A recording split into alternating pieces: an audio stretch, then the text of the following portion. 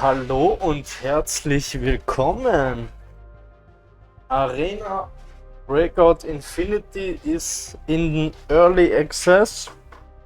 Wir schauen heute rein. Ich habe erst nur das Tutorial gemacht. Das heißt, ich weiß noch nichts vom Game. 0,0. Ich werde das jetzt heute mit euch entdecken. Ich war eine Runde drin. Also meine erste Runde, habe die aber abbrechen müssen, dann bin dann auch AFK gegangen und wurde dann getötet. Also im Prinzip starten wir in die erste Runde rein. Ich habe noch null Erfahrung, wie gesagt. Ich habe Darkov gespielt, auch nicht sehr lange, muss man sagen. Aber ich habe es gespielt. Und was wir auch gespielt haben, natürlich, ist Delta Force Hawk Ops. Okay. Ich denke, die erste Runde, ich habe, wie gesagt, leider noch gar keine Ahnung, aber wir schauen uns das Ganze einfach mal an. Wir haben sehr viel Erfahrung in Delta Force Hawk Ops, was Extraction Shooter angeht, aber ich würde sagen, das ist überhaupt nicht das gleiche. Hardcore. Also wer auf Darkov steht, der könnte hiermit auch ganz glücklich werden. Wer jedoch etwas einsteigerfreundlicheres sucht, der ist bei Delta Force Hawk Ops besser bedient, glaube ich.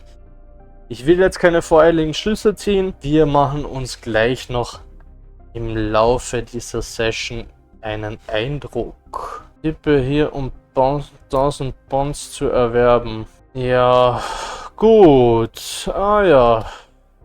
Hier sind wir beim Pay-to-Win-Faktor. Wer einen Safe-Container haben will, der muss anscheinend 10 Euro bezahlen. Ansonsten hat man erstmal keinen. Okay. Ja, weiß ich jetzt nicht, wie ich das finden soll. Wir checken mal kurz die Pay-to-Win-Mechanics ab, ja. Wo ist der Shop? Was haben wir hier? Events. Folge uns. Aha, okay. Ein Rucksack. Aha, okay. Hier ist der Laden.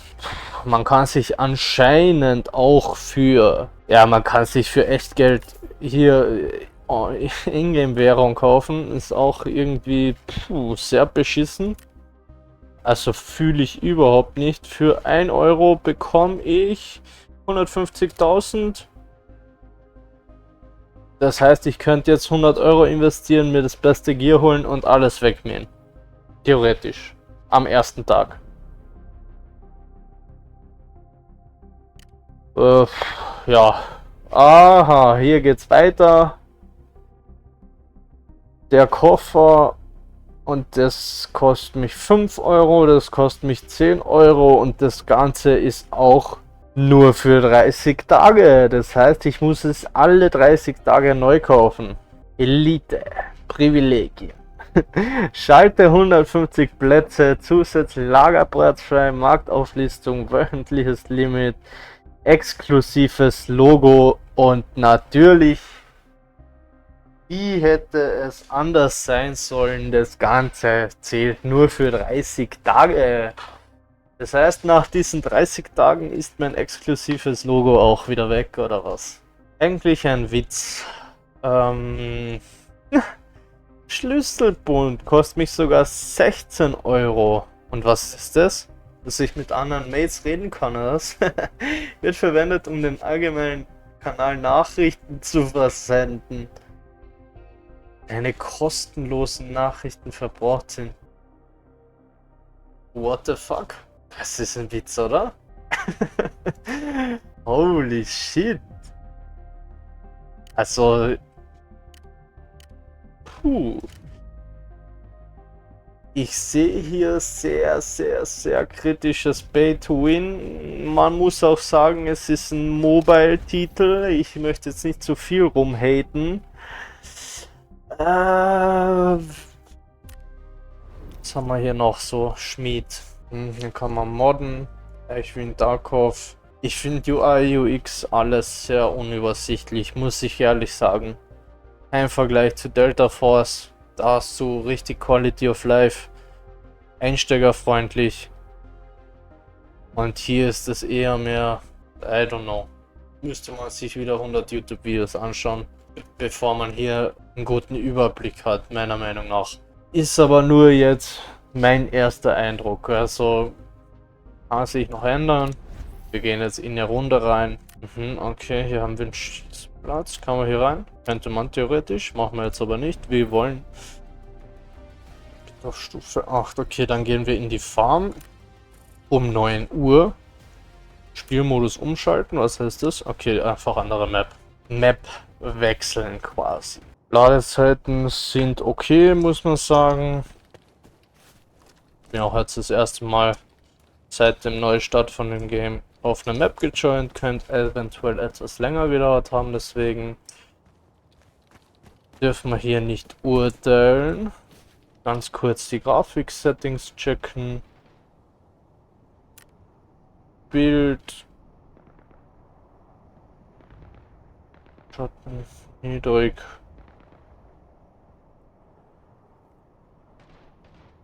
Ja, okay. Lassen wir es so. Warum sind meine Mates so am Sprinten? Sind an den Stellen.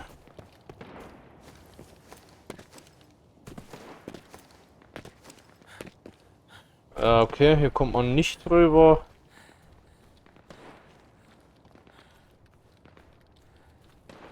Moin! Neurex, begrüße. Auf dir geht's gut. Die Maske einfach, weil ich noch unerkannt bleiben will. Vielleicht nehme ich die irgendwann mal ab, aber vorerst nicht. Ich habe noch keine Spieler gesehen.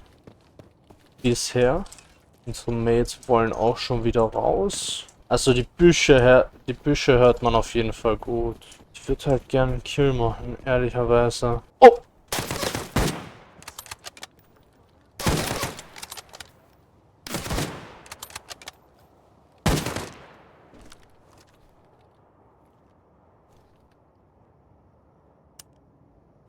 Keine Muni mehr.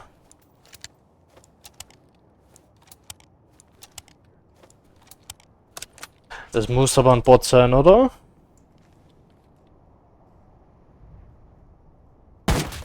Boom. Der muss doch down sein.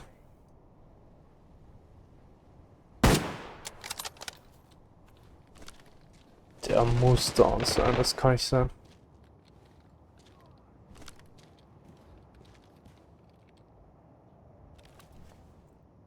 Vorerst weiter looten.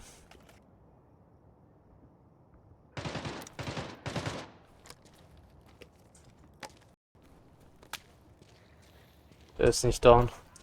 Der lebt noch immer. Oh. Das war ein cleaner Headshot mit der Mosin. Eventuell halt auch oft nur auf den Helm.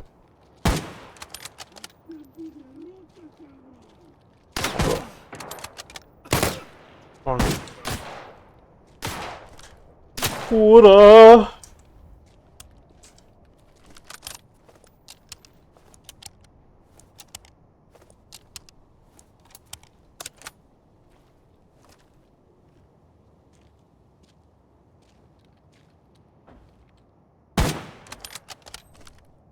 Kann mir gut vorstellen, dass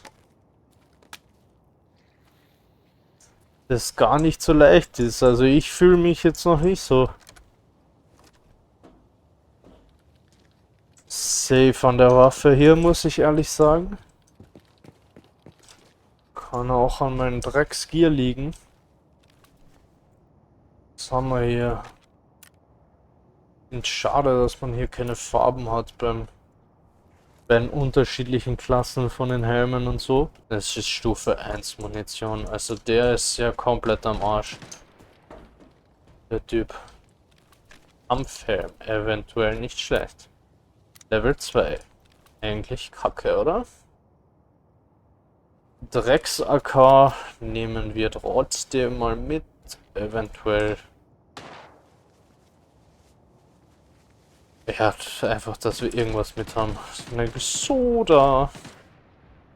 Magazine nehmen wir auch mit. Wie gesagt, ich habe noch keine Ahnung vom Loot. Ist auch nicht so übersichtlich vom Looting her. Aber da kommt man bestimmt rein. Sounds im Haus sind gut. Decken wir, decken wir. Die Frage ist, wie viele Teams sind hier? Das heißt, ich muss hier raus vermutlich. Kommunikation findet hier auf jeden Fall keine statt. Habe ich noch keinen gehört. Ist mir in Delta Force auch positiv aufgefallen, dass die Mates auch immer geredet haben. Und der Kollege steht auch den ganzen Tag mit der Shotgun am Dach, oder? Weird. Das ist Crossplay zwischen PC und Handy, das kann ich mir nicht vorstellen, oder? Wir waren jetzt 16 Minuten auf der Map, haben 4 Bots gekillt und 0 Spieler, auch keine Spieler gesehen. Sexy hat im letzten Spiel mehr als 5 Leute eliminiert. Wirst du sie als Freund hinzufügen? Nein. 5 Bots eliminiert wahrscheinlich, ja. Zählen die Missionen auch, wenn man als Scav reingeht? Das werden wir jetzt testen. Ist okay, wir gehen so rein.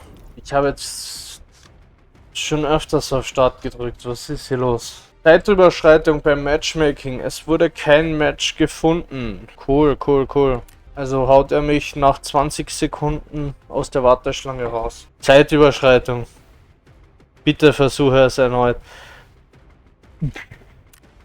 So, ich versuche es jetzt noch 2-3 Mal. Wenn es dann nicht funktioniert, dann war's das. Wenn man sich dazu im Vergleich die Alpha, wohlgemerkt die Alpha von Delta Force ansieht, sind es Welten. Das ist ein Early Access, ist auch ein Early Access, ja. Aber du hast hier so viele Sachen, die Delta Force einfach drin hat, wo du sagst, warum hat es nicht jedes andere Game? Dieses Game kommt raus, komplett unübersichtlich beim Loot. Du gehst in einen Raum, weißt nicht, wo der Loot ist, du weißt nicht, was der Loot wert ist. Sind genau die Punkte, wo Tarkov komplett versagt hat. Und dieses Game macht es einfach komplett gleich. Delta Force kommt um die Ecke und macht einfach Quality of Life bei dieser Hardcore Extraction Shooter. Das ist für mich hier eins der größten Probleme. Und auch jetzt hier bei der Matchmaking-Suche, es müssten so viele Spieler gerade sein. Das Game ist heute in Early Access gestartet. Ja, vielleicht ist auch das Problem, aber gerade nicht spielbar gefühlt. Er haut uns immer wieder raus aus der Warteschlange. Ja, ganz klar, ich muss da ehrliches Feedback jetzt geben. Sieht aus wie ein Handygame, es fühlt sich an wie ein Handygame. Okay, gut, ich denke, wir machen jetzt das abschließende Feedback zu dem ganzen kleinen Projekt hier. Wir geben dem Spiel ein bisschen Zeit. Wir schauen, vielleicht wird noch was draus, weil gerade können wir nicht spielen. Er haut uns immer wieder raus aus der Warteschlange. Es wurde kein Match gefunden. Wohlgemerkt, erster Tag, Release Day, Early Access. Wir werden immer wieder rausgeschmissen. Wir ziehen ein kurzes Resümee. Ich vergleiche das Ganze jetzt zwischen Tarkov und dem Game. Würde ich sagen, I don't know, warum sollte man das spielen, wenn man Tarkov besitzt? Andererseits, wenn man Tarkov nicht besitzt, klar ist es eine Alternative, weil es ist einfach kostenlos und ist gefühlt das gleiche wie Tarkov. Also irgendwie gefühlt 1:1. Wahrscheinlich ist Tarkov noch von den Funktionen ein bisschen vorne, könnte ich mir gut vorstellen, da es auch schon ewig lang draußen ist. Aber wenn die dann noch einiges machen, kann das schon gut sein. Andererseits ist das Pay to Win, finde ich eigentlich eine Frechheit, dass man sich Spielvorteile durch sowas kaufen kann. Das gleiche hier mit den Safe-Containern. Würde ich jetzt nicht so schlimm finden, wenn man sich sowas kaufen kann, wenn er wenigstens für immer bleiben würde. Aber nein, hier ist es so, Du musst alle 30 Tage entweder 10 Euro oder 5 Euro zahlen, dass du einen kleinen oder einen größeren Container bekommst. Also, puh. Ihr merkt schon, erste Resümee aktuell nicht so positiv, muss ich ehrlich sagen. Der Stream ist aber noch nicht zu Ende natürlich. Ich habe gedacht, wir spielen das Spiel ein bisschen länger. Das aber nicht funktioniert gerade. Werden wir gleich in Delta Force reingehen. Mein absolutes Favorite aktuell. Gegen Delta Force hat Tarkov keine Chance. Gegen Delta Force hat das Game schon überhaupt keine Chance.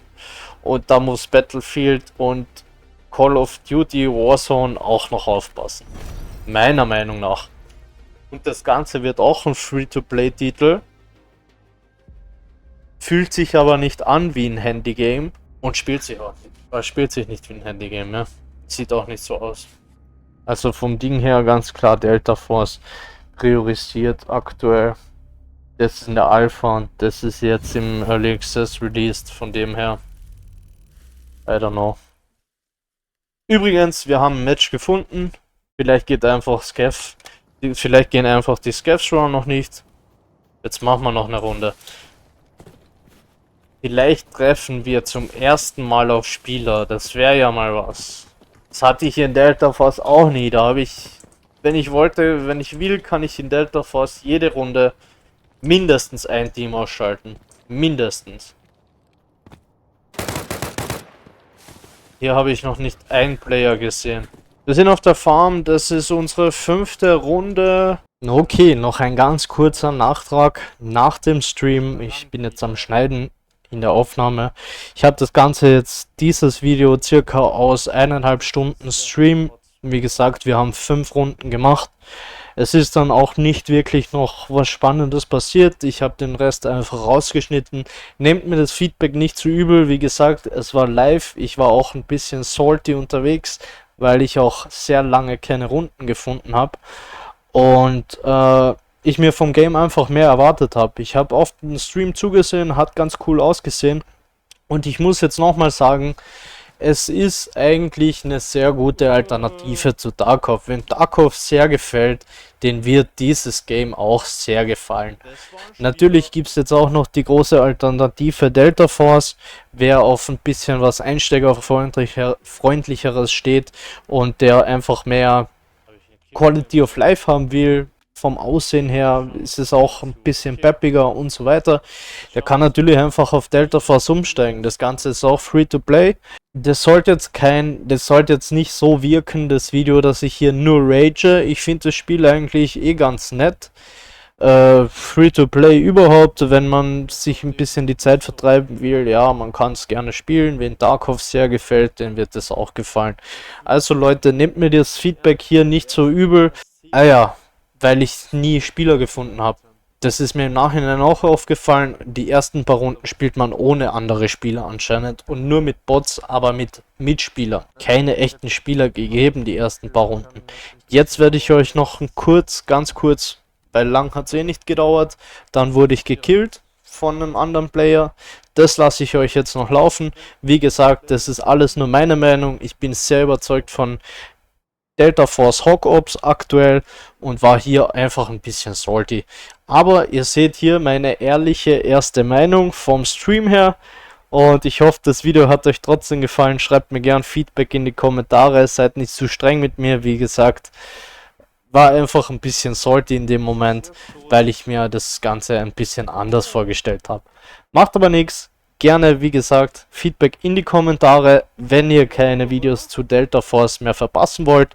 Oder nach der Alpha werden wir hier wahrscheinlich auch nochmal reinschauen. Und man sieht sich im nächsten Video.